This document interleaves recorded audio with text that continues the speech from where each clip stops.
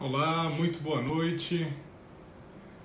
Muito boa noite. Iniciamos mais um evento promovido pela Associação Médico Espírita do Pará, em parceria com o Jardim das Oliveiras.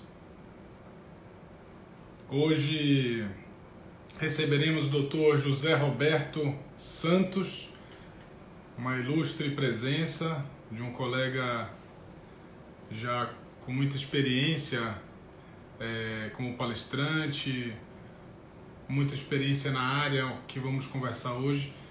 O tema hoje será experiência de quase morte. Então eu vou apresentar aqui o meu convidado antes que ele apareça aqui para a gente adicioná-lo. Perdão. Hoje falaremos com o Dr. José Roberto Santos. Ele é médico com especialização em medicina interna, reumatologia e medicina intensiva. Pós-graduação em cuidados paliativos, coordenador de terapia intensiva, da unidade de terapia intensiva do Centro Médico Hospitalar em Vila Velha, Espírito Santo, fundador e atual presidente da Associação Médico Espírita do Espírito Santo, coordenador de bioética da AME Brasil, da Associação Médica do Brasil. Então essa é a nossa ilustre presença hoje, nosso convidado especial, que já está entrando aqui conosco. Vamos aguardar só um pouquinho. Vamos ver, acho que agora sim. Doutor José Roberto vai entrar para a gente levar esse papo sobre experiência de quase morte. Já está aí ele. Salve, salve, doutor. Como vai? Alô, boa noite. Boa noite a todos. Boa noite, Fábio. Um prazer enorme lhe receber aqui. A nossa AME Pará, o nosso Jardim das Oliveiras. Estamos aqui para esse bate-papo agradável nessa noite.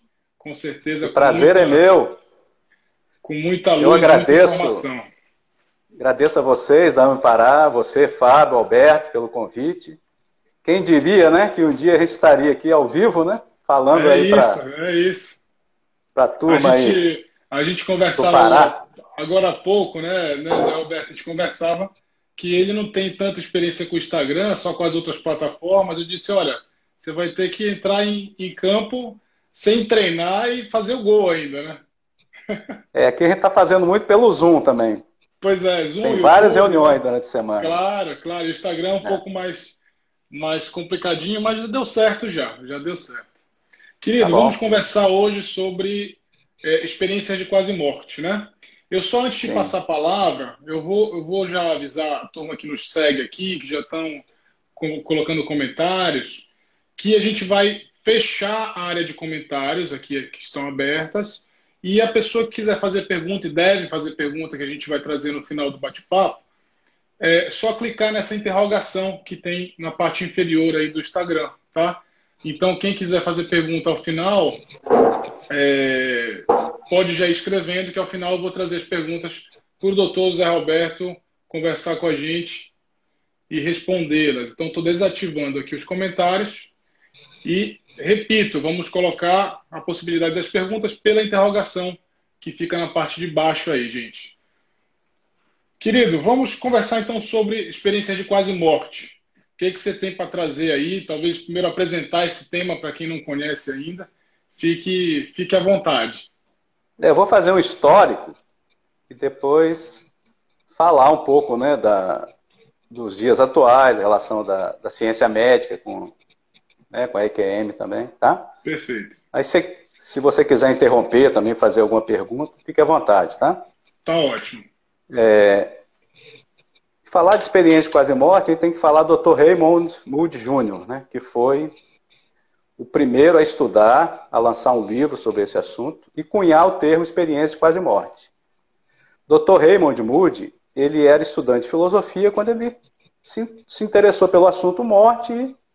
Ele ia muito em seminários sobre morte e ouvia pessoas falando, né, que tinham parentes ou elas próprias, né, tinham vivenciado experiências no limiar da morte. Interessante que ele começou a notar e se interessar pelo assunto.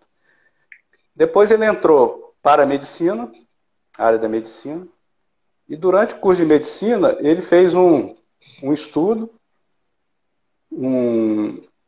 criou um projeto de entrevistando essas pessoas, e ele chegou, antes de se formar como médico, a lançar um livro, que foi o livro Vida Depois da Vida, né, que foi um marco na história da EQM. E ele viu o seguinte, que pessoas, 150 pessoas dos Estados Unidos, ele fez uma entrevista completa e colocou nesse livro dele, né? Eram pessoas de diferentes estados, diferentes níveis socioeconômicos, né?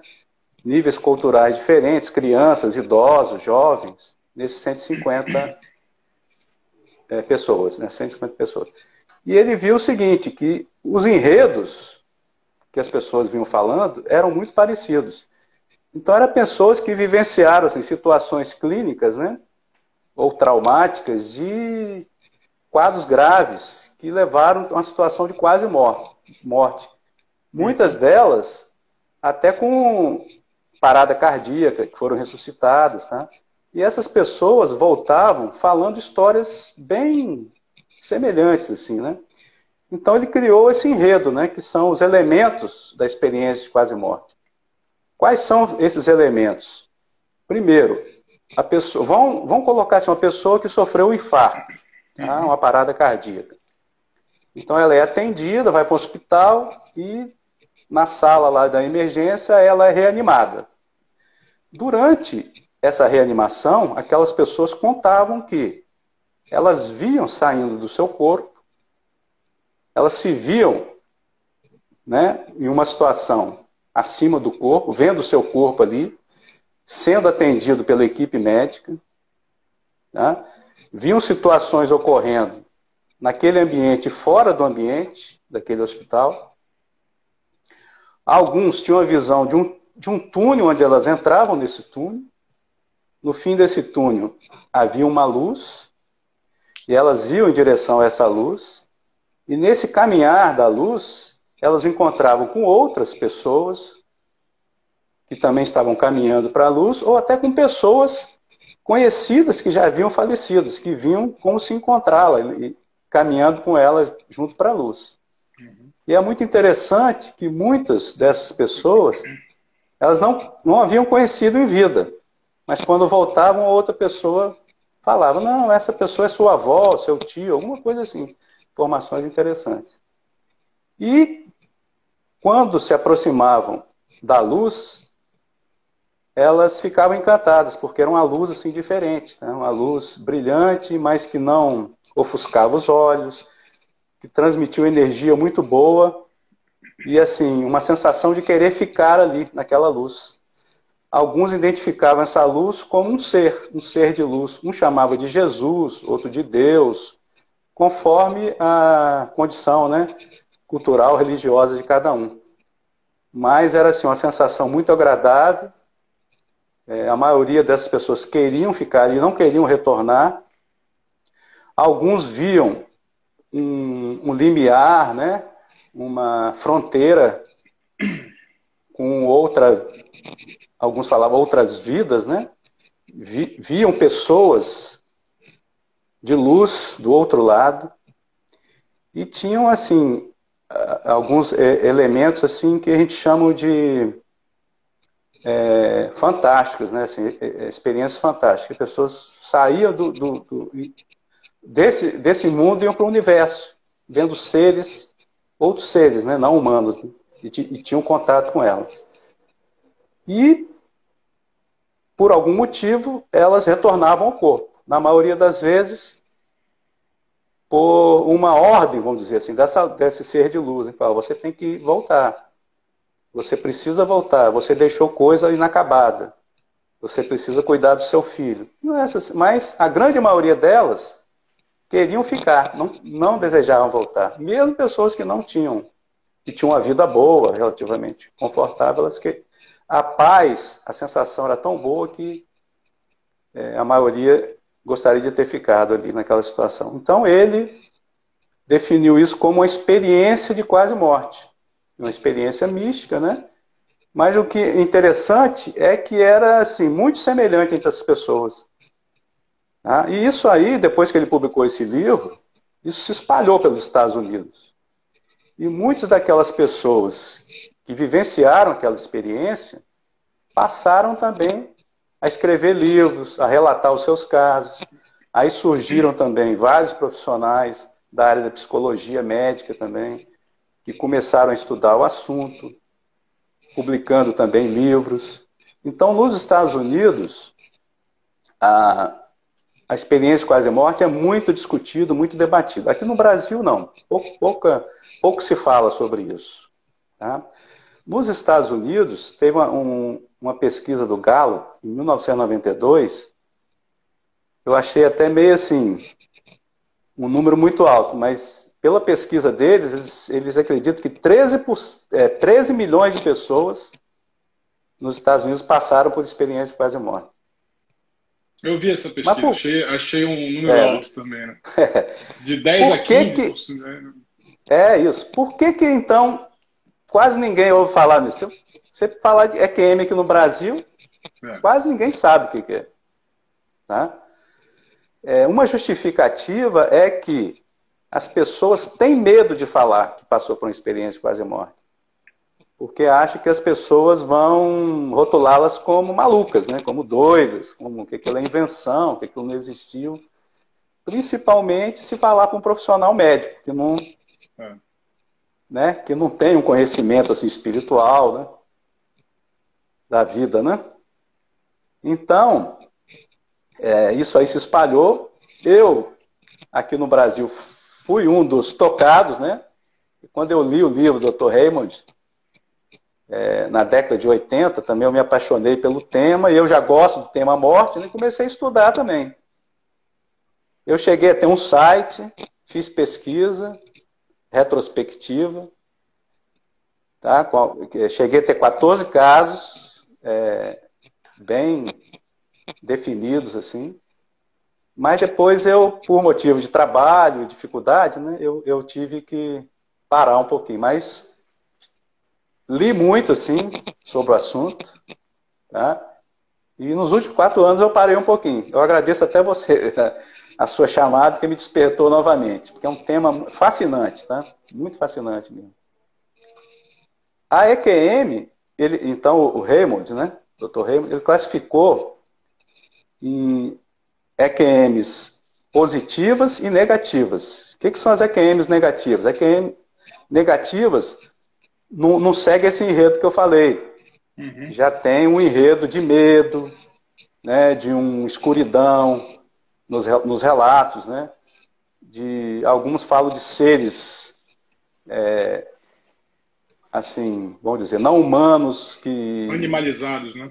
Animalizados, que geraram medos.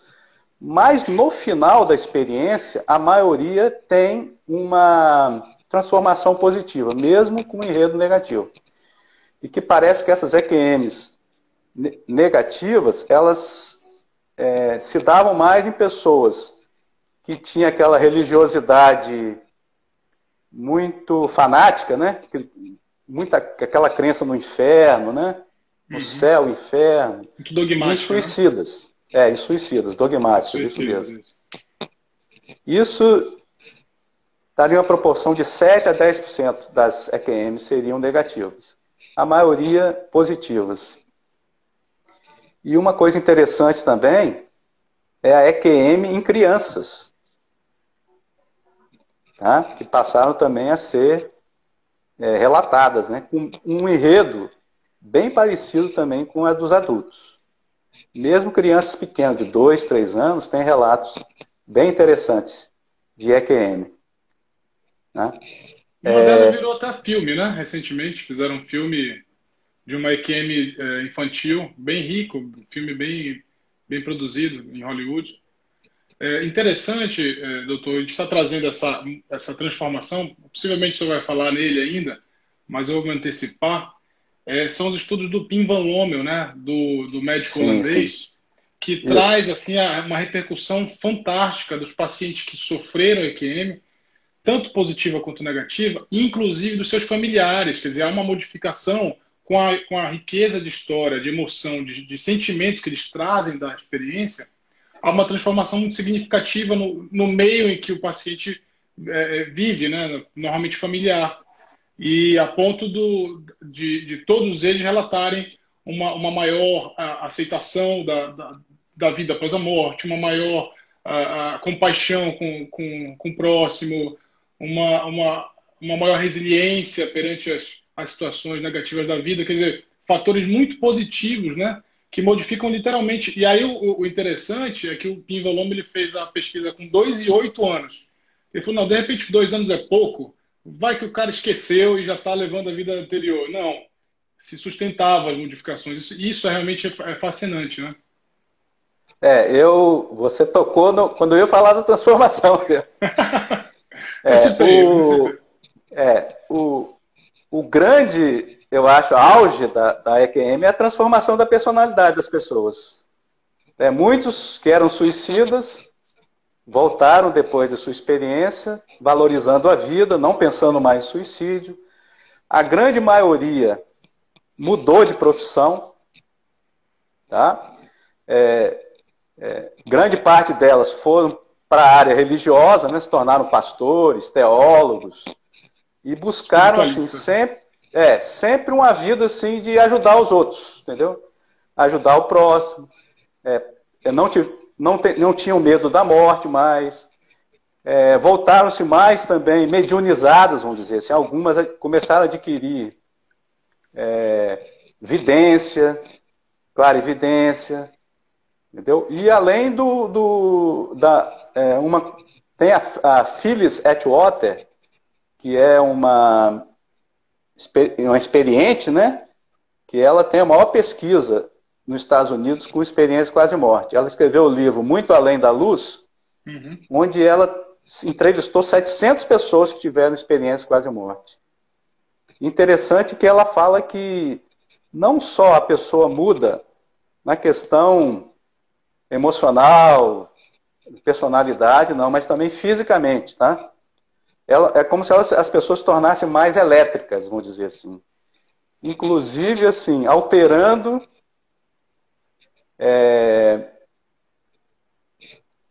por exemplo, a pessoa passa na rua, ela é como se estivesse electricamente carregada, ela altera luzes, piscam, apagam, aparelhos de TV mudam de canal sem a pessoa tocar na TV. Assim, fenômenos eletromagnéticos, né?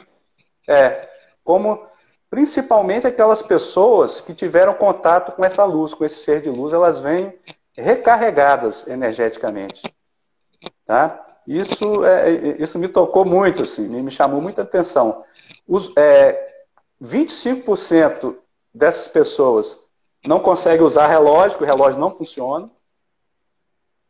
Isso também foi confirmado pelo Melvin Morse, né, que é um pediatra também, começou a estudar EQM, né, e depois também partiu para adulto, não só na pediatria.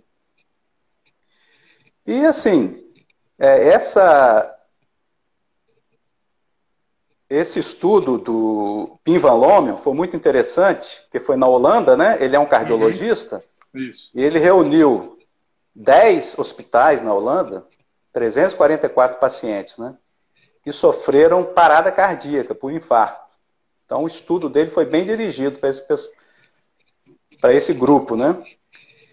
E ele viu que 12% desses 344 pessoas tinham relato de experiência de quase morte. E ele fez isso aí que você falou mesmo, ele fez uma avaliação dessas pessoas 2 e 8 anos depois. E ele viu que, depois de 2 anos e de 8 anos, as pessoas que sofreram infarto e tiveram experiência de quase morte, elas tiveram a transformação da personalidade, naquilo que nós já falamos. E as pessoas que tiveram infarto e não tiveram EQM, não tiveram transformação. Porque você poderia dizer que quem transformou foi o infarto, né? Foi aquele evento de quase perder a vida, transformou, não, mas foi a experiência quase morte. Tem tá? também o Dr. Sam Parnia, né? Da Universidade de Southampton, nos Estados Unidos, É o Sam, o Sam Parnia, né? o Sam Parnia, ele tem até um livro em português que é O que acontece quando morremos, tá? Aham. Ele fez um livro, ele fez uma pesquisa lá, ele colocando mensagens em cima nas salas, né, de emergência, de UTI, ele colocava mensagens escritas na luz lá. Né? Figuras, mensagens, né? Figuras, alguma coisa, para a pessoa, para mostrar que quando a pessoa tivesse nesse desdobramento, né, do corpo, está desdobrado, para ver se elas liam aquelas mensagens. Uhum. Mas ele, assim, não teve um complemento do seu estudo, não. Eu fiquei meio decepcionado com o livro dele. Mas, assim... O Sampaio tem um dos trabalhos que eu acho interessante dele, foi um trabalho que ele pegou 2.000 casos e ele estratificou e compilou, assim, não só as experiências de EQM, as experiências que os pacientes traziam, como o túnel de luz, a sensação de alívio da dor que estavam sentindo, o alcance de seres, muitas vezes desencarnados, da própria família, etc.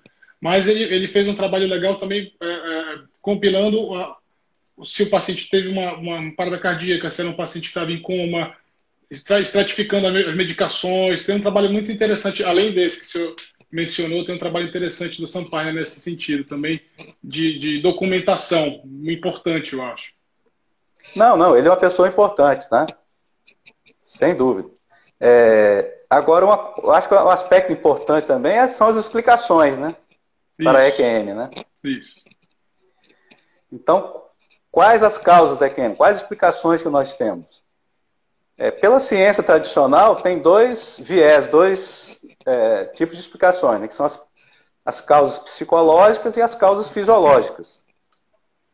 As causas psicológicas estariam ligadas mais à condição, assim, à cultura da pessoa, né? Condição emocional. Uma explicação seria que o medo de morrer, né, geraria essas imagens, e a pessoa, então, como uma fuga da morte, ela elaboraria todo esse enredo positivo. Tá? E essa questão religiosa, né, de ver Jesus, então, alguns tentam explicar por esse lado. O que vai contra isso é as experiências em crianças. Crianças pequenas não têm esses condicionamentos culturais e religiosos. E tem experiência também de quase morte. E criança pequena não tem medo de morte. Entendeu? E tem um detalhe importantíssimo também, né, doutor? A gente sabe que, por exemplo, numa parada cardiorrespiratória, você está em anóxia cerebral, ou seja, você não tem atividade no córtex cerebral, que é a área do cérebro onde se formam as memórias, as percepções visuais. Então, se você não tem atividade, como é que você pode trazer memórias e conteúdos emocionais, né? com sentimento, com sensações claras, muito vívidas? Então, cai por terra quando a gente raciocina que não tem atividade cerebral, né? Como é que a pessoa desenvolveria uma memória ou criaria uma história sem atividade, sem atividade elétrica cerebral, né? Estaria dormindo, entre aspas, o cérebro, não é isso? Isso é outra explicação, né? A explicação fisiológica. Que a EQM seria uma alteração ao nível fisiológico do cérebro. Por exemplo, uma falta de oxigênio, um aumento de gás carbônico, ou determinados medicamentos que a pessoa poderia estar usando ali, ou na anestesia, ou num pronto-socorro, que poderia afetar o cérebro desse. Mas é o que você falou.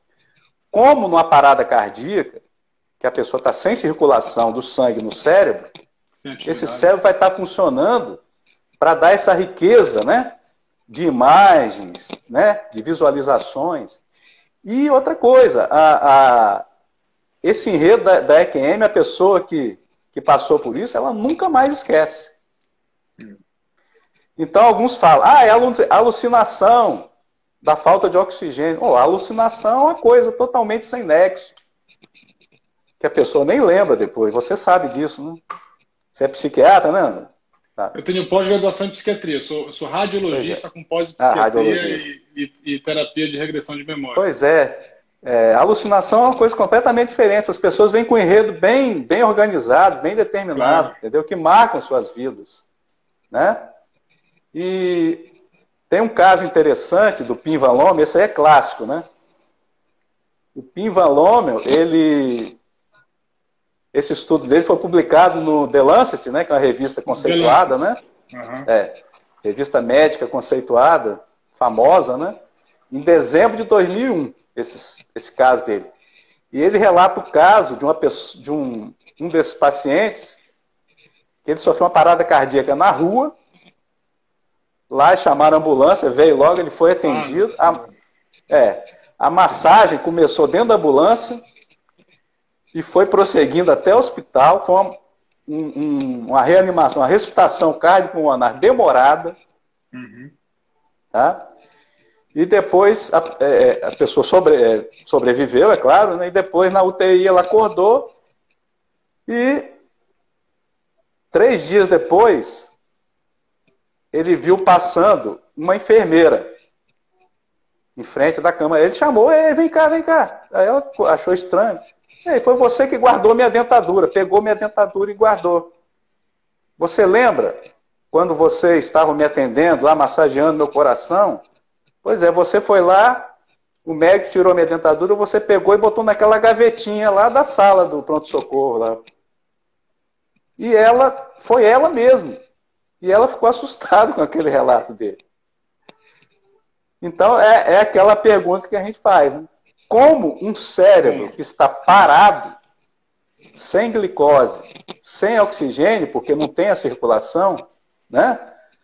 Ele vai vivenciar tudo isso, ver todas essas imagens. Como explicar que a pessoa tem uma visão fora do corpo de coisas que foram depois verificadas, né?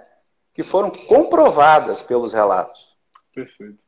Então, não tem como você afastar a hipótese transcendental. O que é a hipótese transcendental? É que é uma experiência espiritual. Que a consciência não está no corpo, não está no cérebro. E que ela sobrevive mesmo com o cérebro sofrendo. Então, essa experiência. Mente-cérebro, né? Separação realmente cérebro. Ou espírito-corpo, né? Vamos dizer assim, nós que somos espíritas, né? Uhum.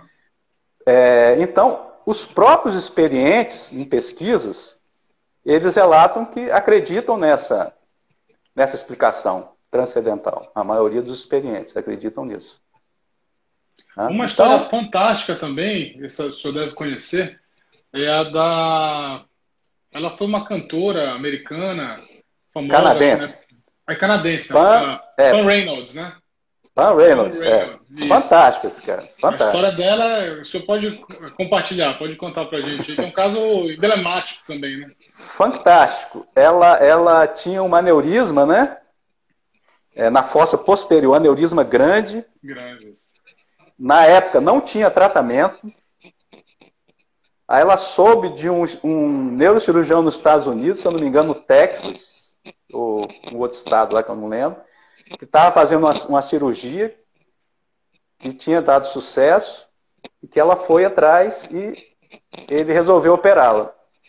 Então a cirurgia, assim, o relato é impressionante, porque além da anestesia que ela tomou, circulação extracorpórea, congelava uma parte do cérebro, porque não tinha, né? Condição do cérebro estar funcionando. E um detalhe é que a cirurgia estava sendo gravada, porque era uma cirurgia quase que inédita, né? E ela foi gravada toda a cirurgia. E aí que vem um detalhe interessante, que ela fora do corpo, trouxe depois detalhes da conversa entre o médico e acho que o instrumentador, o anestesista, trazendo coisas que eles não lembravam, que depois nós não falamos sobre isso. Aí elas falaram sim, foram ver na filmagem, além da experiência que ela trouxe, tem esse detalhe interessante por conta da filmagem da cirurgia, né?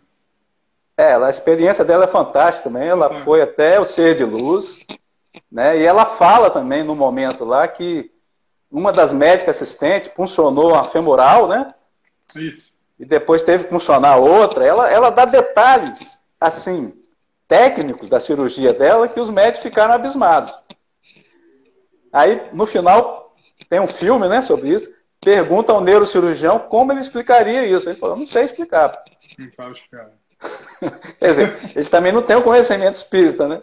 Claro. Então ele falou que não sabe explicar, mas que ele não tem nenhuma explicação da ciência tradicional, entendeu?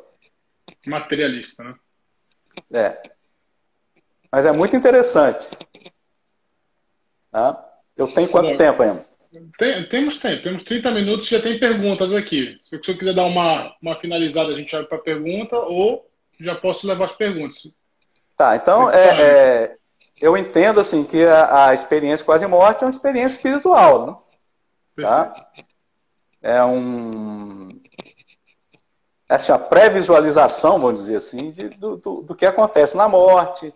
Né? É claro que quem morre não volta para contar, né? Então esses estão voltando para contar. Mas se você pegar psicografias, por exemplo, tem um livro da AME São Paulo, que são 45 casos de jovens que faleceram, né, por traumatismo craniano. Alguns relatam essa recapitulação da vida, que acontece também na experiência quase morte, que a pessoa revê sua vida toda. Tá, como se passasse um filme, né? Como se passasse um filme. É um outro elemento da EQM que eu esqueci de falar. A pessoa vê passar as coisas positivas e negativas de sua vida. Num tempo que não é o tempo terreno, porque ele vê como se fosse uma coisa de tudo, acontecendo tudo. Em segundos aqui na Terra. Interessante isso. Tá? Então a gente entende que é o espírito, né, através do seu perispírito, saindo do corpo. Por que o perispírito? Porque muitas dessas pessoas, elas são vistas em outros lugares, enquanto o seu corpo está sendo atendido ali no hospital. Algumas pessoas viram essas pessoas aparecerem em locais distantes, em outros estados, em outras cidades. Tem relatos fantásticos sobre isso. Né? E talvez hoje a experiência de quase morte seja o melhor instrumento que a ciência tem para demonstrar a existência do espírito e a imortalidade. Né? Por quê? Porque ela não é um elemento, não está ligada a nenhuma religião, ela acontece com qualquer um. Eu acho assim que, como diz o Pim Van Lommel no seu artigo, ele mesmo fala isso, ó. O paradigma hoje materialista, ele não, através das suas pesquisas, ele não consegue explicar a experiência de quase morte sem uma orientação transcendental. Então ele tem que entrar no transcendental para explicar. E você sabe, Fábio, que o Pim Van Lommel, ele não é mais cardiologia, ele não está exercendo mais cardiologia. Né? Ele largou tudo para estudar a consciência. Ah, que legal. Tá? Tem o livro dele, ó. Beyond não tem em português, não. Uhum. É excelente, tá? Vale a pena ler. Quem quiser comprar, é Amazon, né? Na Amazon, tá? É a ciência da experiência quase morte. Ele fala em física quântica. Tem muitos estudos dele sobre consciência. Está muito interessante. Tá? Ele foi no Mednesp, em Goiânia, o Pim Van Lommel. Eu tirei uma foto com ele lá, conversei. Que legal. É uma pessoa fantástica. Tá? E aqui no Brasil, para quem não sabe, é o encontro das associações médicos espíritas do Brasil, de 2 em 2 anos, e o próximo é no Espírito Santo, inclusive. Aqui, né? Ó. Aqui com a gente. Estaremos aí. Divulga aí pra gente. Com certeza. Eu só queria deixar um recado também, que aqui no Brasil, quem está fazendo pesquisa agora é Alexander Moreira, lá da Universidade Federal de Juiz de Fora. Alexander é um psiquiatra espírita. Fera. Tá? Ele dirige lá o NUPS, que é um núcleo universitário, né? Isso. Pesquisa em espiritualidade e saúde.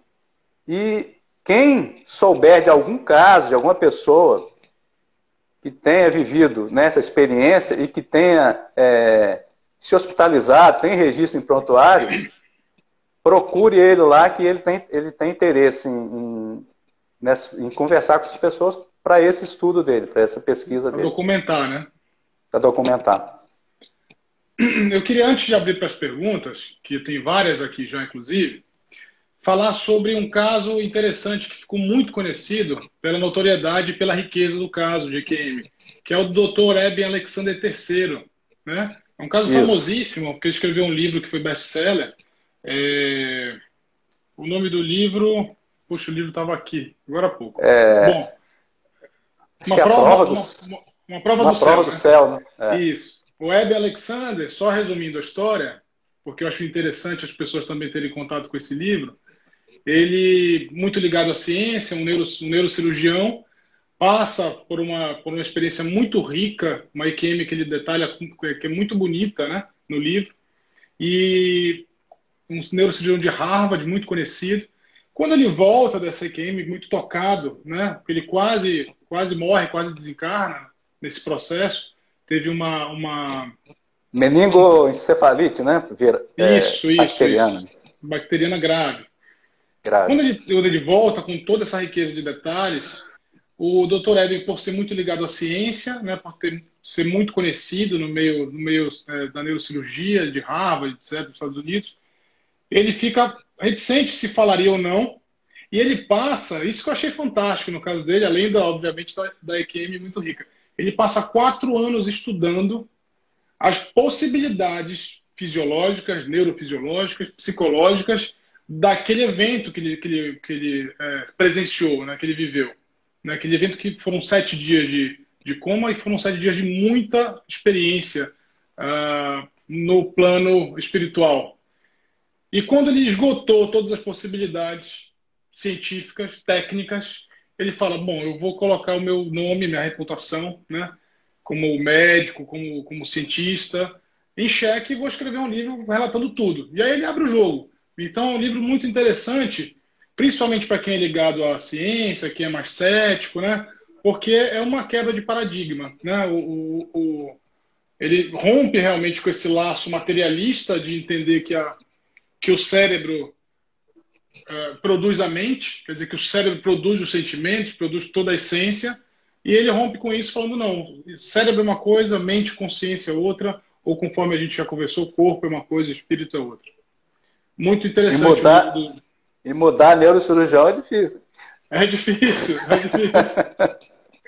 Porque eles já estão próximos de Deus, né? Então é complicado essa relação. Olha, o doutor Haroldo, nosso diretor aqui da AME, do Pará, colocou um comentário aqui. A realidade da EQM, da experiência de quase morte, nos leva a reflexionar qual o real sentido da vida. E ele continua, importante que a EQM nos permite admitir que continuamos vivos. Só o corpo físico termina. Realmente, eu diria que é uma reforma íntima compulsória, e a pessoa convidada. Né? É interessante, em relação à transformação, é que, um detalhe que eu lembrei agora, é que o número de divórcios entre experiência e quase morte é muito maior do que na população normal, sabia? Eu sabia. Porque as pessoas voltam totalmente diferentes, e elas não aceitam mais aquele tipo de vida. Para outra pessoa que não entende, que não passou, é muito difícil aceitá-la, aquela pessoa. Então o número de divórcio é grande. Acaba sendo uma pessoa nova, né? Que ela recebe dessa experiência, né? Agora eu vou fazer uma pergunta. Pode falar. Agora eu vou fazer uma pergunta para vocês. Por que uns têm experiência e outros não têm? É uma pergunta boa, hein? Eu vou responder como um psiquiatra já. O que você acha sobre essa pergunta? Qual é o seu posicionamento sobre isso? Vamos discutir. Não, acho que é uma pergunta interessante, porque a experiência, ela é transformadora, né? Claro. Será que essas pessoas teriam algum merecimento, né, de passar por isso com uma chance, né, de modificar a sua vida? Eu penso nisso, entendeu? Assim, de uma moratória para elas mesmo. Exatamente. Talvez elas estivessem num caminho né, inadequado, né? E por algum motivo elas tiveram que passar por isso para experimentar esse choque, né? Para essa mudança. Eu penso assim, entendeu? Ou também para trazer para nós a existência do plano espiritual, né? Com essa riqueza, né? Porque como muda a percepção dela, muda a percepção dos que estão em volta também, né? Dá mais conforto, né, para os que partiram e deixaram saudade. Sim, acho que sim. tem toda uma questões envolvidas importantes. Olha, tem uma pergunta aqui do Igor Benzecri, que ele pergunta assim: doutores, existe algum estudo em conjunto com as religiões em relação ao EQM? Um estudo em conjunto, religiões em relação ao EQM? Não, eu não conheço, não. O que eu já li de diversos relatos são as diferenças de percepção, né, dos pacientes que estão vivendo a experiência, trazem de acordo com a sua vivência, com a sua cultura, com a sua religião. Então, alguns veem Buda, ou alguns veem os tibetanos, alguns vão ver os rabinos e até mesmo seres que já faleceram, já desencarnaram e pertenciam àquela estrutura religiosa, né? Então, talvez seja essa a pergunta, ou não sei se a gente ajudou muito. O que acontece é que, dependendo da religião da pessoa, ela vai contar o enredo dela baseado no que ela entende. Então, não pode falar, essa luz era Deus, essa luz era Jesus. Não, essa luz era Buda. Né? Isso. Tem até um estudo do Ian Stevenson com Sam Parricha, lá da Índia, que eles viram isso, que os indianos, esse relato religioso é diferente, entendeu? Mas é o quê? É a tradução que eles fazem da experiência para a cultura deles, entendeu? Então, não sei se é isso que a pessoa perguntou, mas as diferenças são essas. Isso. Tem uma pergunta aqui da Fabiola, perguntando assim: analiticamente, após a experiência de QM, como lidar com a dificuldade de retornar com tantas verdades? A Phyllis Atwater, ela fala que a pessoa, para se ajustar à nova vida, ela demora 7 anos. Tá? Nesses 7 anos, a transformação de muitas pessoas é tão grande que ela precisa desse período de adaptação. E muitas vezes é um sofrimento, tá? Porque toda transformação gera um sofrimento, né? Claro. É um sofrimento para ela, para as outras pessoas. Entendeu? Tem um livro, que é filme também, Salvo pela Luz. Vale a pena ver isso. Que é um indivíduo assim, totalmente materialista, agressivo, que ele leva um choque, né, um raio, choque de um raio, ele é considerado até morto, tá? Depois ele volta à vida, né? E a transformação dele, ele coloca lá as dificuldades com a esposa, ele se separa, entendeu? É muito interessante isso. Tá? Mas é um período de adaptação que, se a pessoa não tiver, né, alguém do lado, até para explicar. Por isso que é interessante as pessoas se abrirem, né? Uhum. Para alguém que saiba ouvir essas experiências também, que saiba explicar, né? Porque aí ela vai ter Aí a importância também de ter algum terapeuta sim, que entenda disso, né? Que entenda, né? Que tenha abertura para essa compreensão. Porque as pessoas escondem isso, e é um sofrimento, entendeu? Temos mais perguntas aqui. A Oceanira pergunta assim: boa noite. Não sei se já mencionaram. Vocês, como médicos, já tiveram pacientes que passaram por EQM?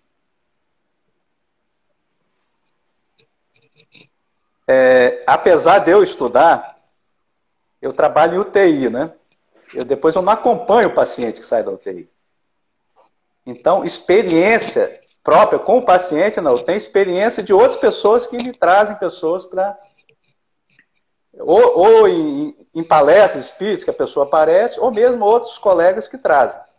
Agora, eu tenho experiência familiar com Olha que interessante. com a EQM, tá?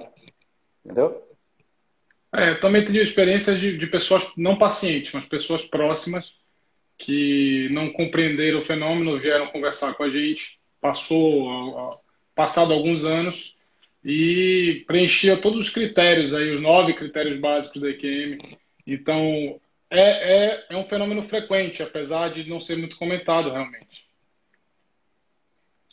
Bom, mais uma pergunta aqui, vamos ver. Acho que aqui você já mencionou. Ela pergunta como é a experiência de pessoas com má índole, criminosos, se tem algum relato nesse sentido, né? Ó, o que a gente tem mais é de suicidas, tá? Mesmo suicidas, a grande maioria tem experiências positivas. Algumas negativas, mas assim, a grande maioria positivas e voltam transformados também. A grande maioria não quer mais, não fala em morte, em morrer, em novas tentativas de suicídio. Agora, assim, eu não li nada sobre, assim, índole das pessoas, não, assim, né? Também não vi nada Estudos sobre isso, não, entendeu? Estudo sobre isso. O que a gente sabe é o seguinte, que o Dr. Raymond, ele fala, 100% das pessoas têm uma transformação positiva. Ele fala isso, tá? Então, mesmo se a pessoa não tem, né, uma evolução espiritual ainda, a experiência é positiva, né, para ela. Ela desperta. Ela desperta, né?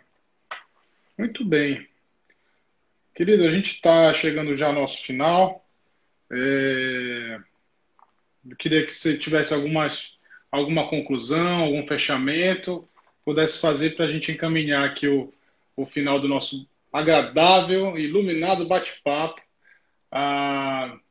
Só ver acho que tem mais uma perguntinha. Não, é só um relato de uma experiência. Isso depois a gente comenta. Então, se quiser fazer o fechamento para a gente concluir nosso papo. Eu agradeço imensamente a oportunidade, até para falar desse assunto, que é um assunto que me interessa. Eu, a partir essa live, vou voltar aos estudos que eu tinha parado. Que bom, tá? Que bom. E estou à disposição de vocês, tá? Para falar mais sobre esse assunto também. Se tiver alguém que vocês conhecem e queiram entrar em contato comigo, eu passo o e-mail depois para o Fábio. Perfeito. A gente pode ajudar no que for possível. Mas, assim, lembrar que quem está fazendo estudo científico mesmo é o Alexandre Moreira. Tá? E espero ter contribuído de alguma forma, né, para o entendimento de vocês. Obrigado. Foi maravilhoso, foi maravilhoso. Eu queria, antes de agradecer pessoalmente, eu queria comentar com os nossos amigos que nos assistem, que na próxima quinta-feira, nesse mesmo horário, 9 da noite, a gente vai receber o Dr. Décio Iandoli, falando sobre neurofisiologia do transe mediúnico, trazendo estudos novos aí que ele está fazendo junto com o Marco Antônio, estudos interessantes. Então, ele vai falar sobre o transe mediúnico, neurofisiologia do transe mediúnico, com o Dr. Décio. Próxima quinta-feira, dia 9/7, às 21 horas, aqui no Instagram. Tá? Gostaria de lembrar também a todos que a gente está no YouTube do Jardim. Esse vídeo vai para o YouTube do Jardim das Oliveiras. E que no YouTube do Jardim das Oliveiras tem uma playlist lá que chama Ciência e Espiritismo. Depois eu vou até lhe passar, que eu acho que eu não lhe passei, essa playlist lá, com vídeos curtos que nós estamos fazendo, com muito carinho, vídeos de 5, 8 minutos, que ligam aí os temas científicos com os temas espirituais. Basicamente com os temas que envolvem aí os pilares da doutrina espírita. Mas com bastante informação técnica e científica, essa é a nossa ideia. Então esse programa é Ciência e Espiritismo, e esse nosso bate-papo vai estar nessa playlist lá no Jardim das Oliveiras. Doutor Zé Roberto, mais uma vez, gratidão imensa de lhe receber, foi um prazer enorme. Espero que essa seja a primeira de vários bate-papos, e ano que vem com certeza estaremos aí sem Divulga pandemia. Aí pra gente, hein? Vou divulgar. Que Isso, eu vou mandar. Não. Eu vou mandar material para vocês divulgarem, tá? Pode mandar, vamos esperar aqui. E quinta-feira eu vou estar aí, vendo o Mano Décio aí falar. Pronto, pode fazer uma pergunta bem difícil para ele, vai fazer pergunta fácil. Querido, um grande abraço, um abraço a todos. Fiquem com Deus e muita paz aí para todos. Obrigado. Tá bom, obrigado. Tchau.